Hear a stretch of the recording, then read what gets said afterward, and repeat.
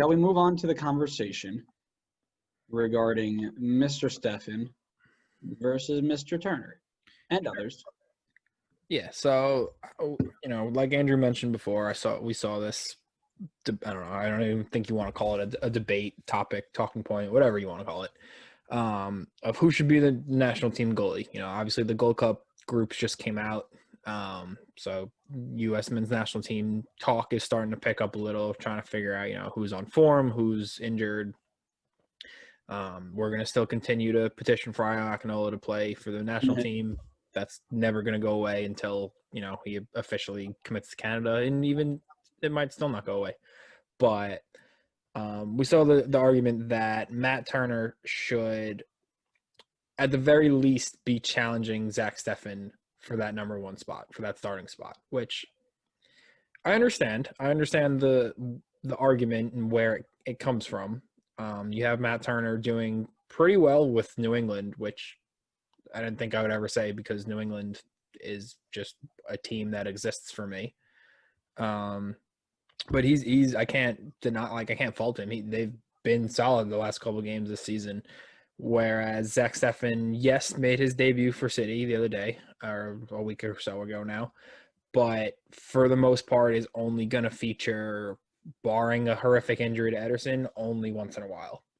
Like if they get knocked out of the EFL Cup and FA Cup, he's probably not going to see the field super often, which I think hurts his form. You obviously want to keep her playing week in, week out, gain a little bit of momentum, get your match fitness going. In terms of talent, I understand, Zack Steffen is the better goalie. There's a reason City didn't sign Matt Turner. It's just the way it is. So pure talent, you have to go with Steffen, but on form right now, it's kind of hard to go against Matt Turner. I mean, the Revs have played in their last 6 games. They've conceded 4 goals, and 2 of them were to Philly. That's fairly solid. They've played, I think, the Red Bulls, Miami. FCC, I think, scored one of them. Very good. Yeah. He's been, he has made saves. And I'm not saying that he doesn't deserve to be. I know he was on the roster last round. And I'm not saying he doesn't deserve to not be on the roster. But you can't take Zack Steffen, who has been the number one for however many weeks or years now, and just right. So I don't even think he's been officially. I think he's been at camp, but I don't think he's made his debut for the team yet, at least from what I've seen. For Matt Turner.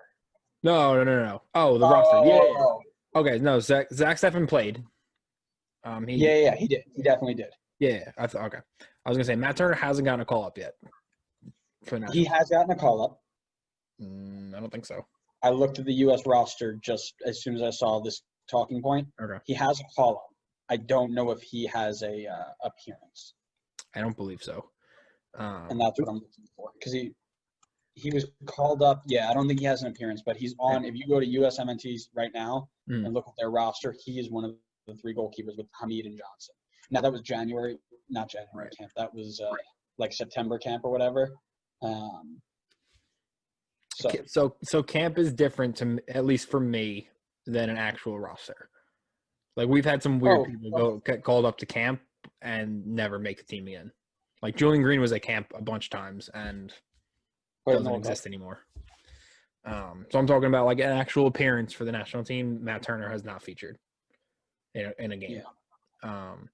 Granted, he's only 26, so obviously plenty of time to get more caps under his belt, get some actual meaningful minutes for the national team, whether that's a Gold Cup, whether that's an international friendly, assuming those are coming up still and the world is not ending. But I can't think of an example of someone who's never gotten an official call up getting their first call up and people claiming he should be the number one. I don't, usually you get called up. There's a clear number one. You get called up as the number 2 or number 3. For whatever reason, something happens to the number 1 and like that person gets game time, and then people see, oh, this guy is fully competent, and should we ever need, like, he can be fighting for that number one spot. So I think that's kind of the more normal approach for Matt Turner. Like, he gets the call up to camp, again, shows what he can do on form. Like, he realistically should be able to at least make a case for himself as to why he should get game time. Yeah, no, like I said, I think what you do is you put Steffen in against Canada. He's your best shot. Martinique or whoever that third team is, I know it's still a prelim, throw him in against there, especially if we already have something clinched. Go ahead, Matt. Go have a run out. Go have some fun. Yeah. Because it's not like you're putting him in and he's going to hurt us, because he is good. I think Zach Turner's better. You want to know a fun fact that I like to live with every day? Sure. Do you? Oh, Sure. Sal Zizzo has a USMNT cap. Yeah, no. That makes me really happy. Mm-hmm. What a goat. Yeah. No tangents. It's on me. Yeah, it's fine. So the counter argument to this is, and you'll obviously be able to speak a little bit more on this than I can, but there's a very similar argument that England's going through right now. So a lot of people are saying that Jordan Pickford shouldn't necessarily be England's number one. England's number one. Yeah. So, but Jordan Pickford's kind of the opposite to this. So he's very good with England, but is in mistake prone with Everton. I'm not saying he's not good for Everton, but you always feel like there's that mistake waiting to happen. Oh yeah, tell me about it.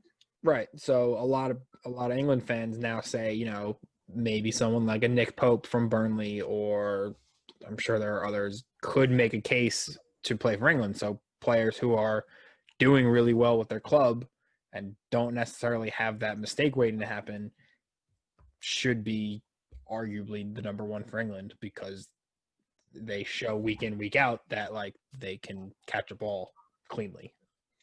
Whereas Jordan Pickford throws on the Everton kit and sometimes forgets how to catch a ball, throws on an England kit, and is suddenly like, oh, I am actually good at this game. So I just wanna remind you. 4-0. We don't do this. Actually, technically, we're 7-0. So yeah. So how we're really good, and it doesn't matter what Jordan forgets to do. Sorry, you're getting me upset now. So no, that's fine. So how, and obviously I haven't seen as much Everton as you have. How much of that is your offense just being ridiculous right now this season versus, like, as good as your defense is, like, I like Leighton Baines, I like Seamus Coleman. Try again. Leighton Baines is not playing. You know what I mean? But like Luca Digne and go. That's what I mean. But like, how much of that is your defense being as solid as your offense, or is it just like your offense is being lights out right now? So against Spurs, he was lights out. He was so good. Okay. Other than that, again, we haven't played the best competition, so he's been not as tested. But even in the games that he hasn't really been tested in, right? You're looking at, he had a clean sheet against Spurs. He gave up 2 goals against West Brom, who were down a man. Yeah. And one of them came when we were playing 9v or 11v10. Mm-hmm. Gave up a goal against Palace, which was a good goal. And then 2 goals against Brighton, where one was a screamer and the other one wasn't bad either. So it's not like the goals he's letting in are like the goals he let in last year. That's not happening. Mm-hmm. I don't think he played. Did he play against Fleetwood Town? Yeah, he did. He conceded 2 against Fleetwood Town. He shut out Salford. Did he play against Salford City?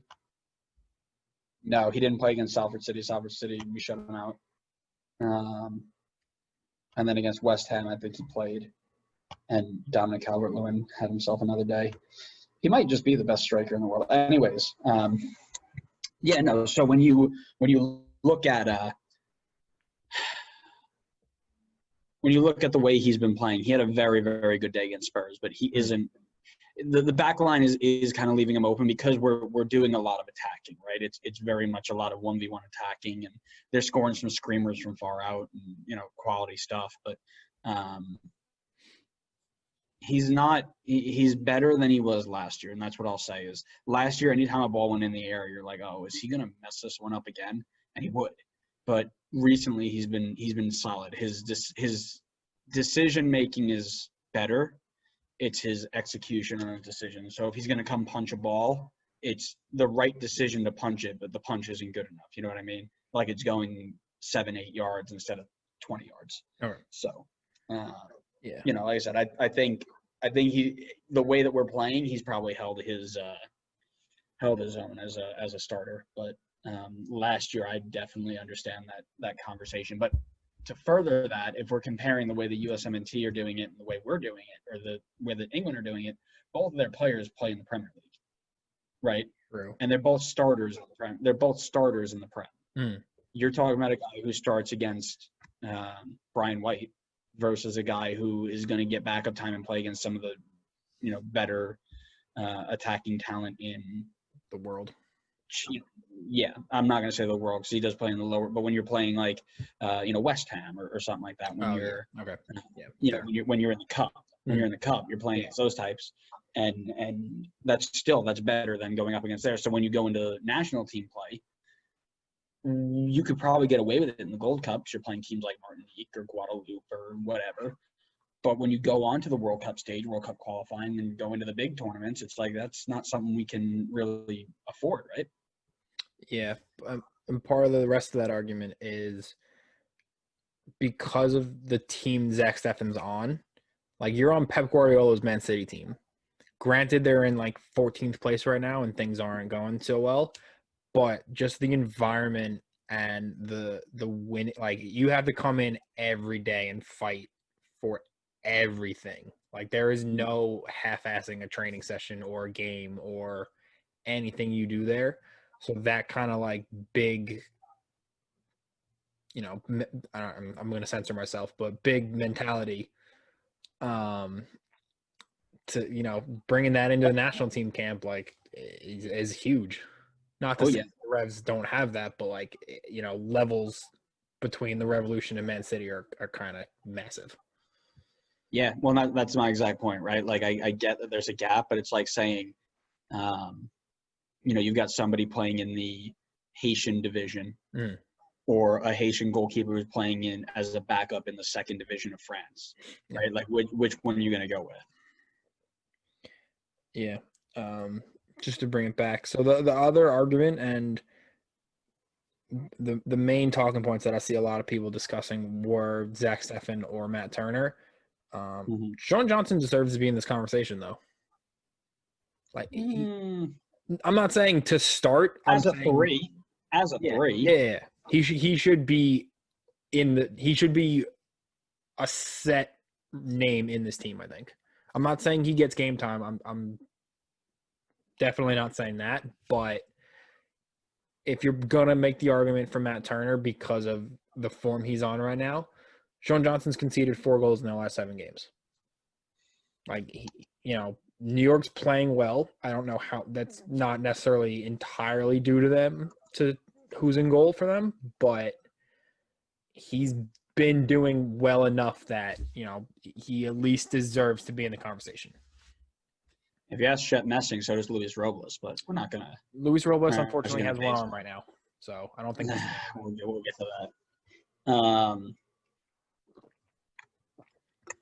So the other one that I'm thinking, if we're going to just talk about form, right? Like Quentin Westberg, Toronto. Why not? I'm down.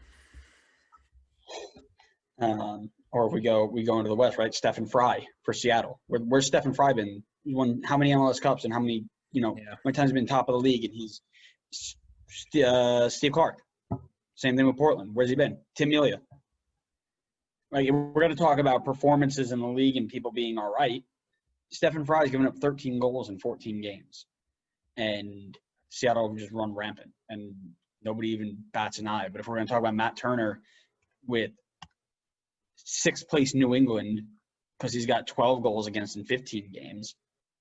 You know, the energy needs to be the same. You know what I mean?